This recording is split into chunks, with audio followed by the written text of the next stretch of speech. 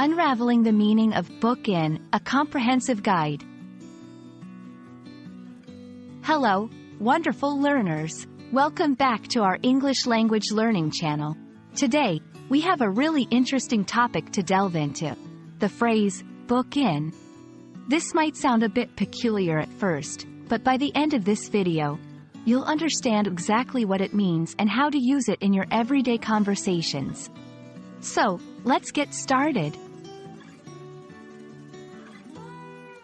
The phrase, book in, is a phrasal verb, and like many phrasal verbs in English, it can have more than one meaning depending on the context in which it's used. First meaning, to schedule or make a reservation for something. For example, you might book in a meeting, book in a hotel room, or book in a doctor's appointment. In these instances, book in is synonymous with scheduling or reserving a time slot for a specific activity. Example sentences: I need to book in a time to talk with my manager. We should book in our holiday flights early to get the best prices. Second meaning, sometimes, book in can also be used to refer to the act of registering or checking in at a hotel or similar establishment. Example sentences: We arrived at the hotel and booked in at the reception. After you book in, they will give you a key card for your room. When using book in, it's important to pay attention to the prepositions that can follow it, as they can change the meaning of the phrase. Book in for.